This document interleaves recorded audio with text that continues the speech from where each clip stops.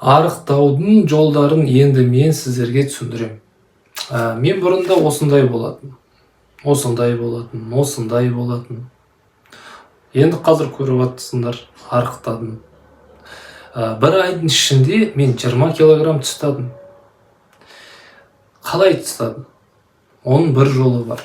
Оны ешқандай сіздерге диета көмектеспейді, ешқандай голодание, аштық көмектеспейді, ешқандай спорт көмектеспейді. Көмектесе ол бәрі уақытша. Енді сұрайсыз ғой, енді қалай арықтауға болады дейсіз ғой. Бүкіл проблема ол біздің ойымызда. Қазіргі тамақ жегенде неге тоқтай алмайды? Себебі ол жаман әдетке айналып кеткен. Темекі сияқты, темекі шеккен адам неге ол тастай алмайды? Тура сол, сіз тамақ жегенде неге сіз тоқтай алмайсыз? Неге сіз аш болмасанда неге тамақ жей бересіз? Бұл жаман әдет. Сол жаман әдеттен құтылу керек. Енді сұрайсыз, енді сол жаман әдеттен қалай құтыламыз? Ол біздің ойымызда.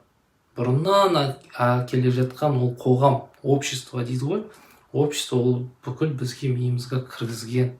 Сол ойдан біз құтылуымыз керек. Құтылған соң сіз уже арықтайсыз. Көп тамақ жемейсіз, тоқтайтын кезде тоқтайсыз. Аш кезде ғана тамақ жейсіз. Осы жолы ең дұрысы жолы.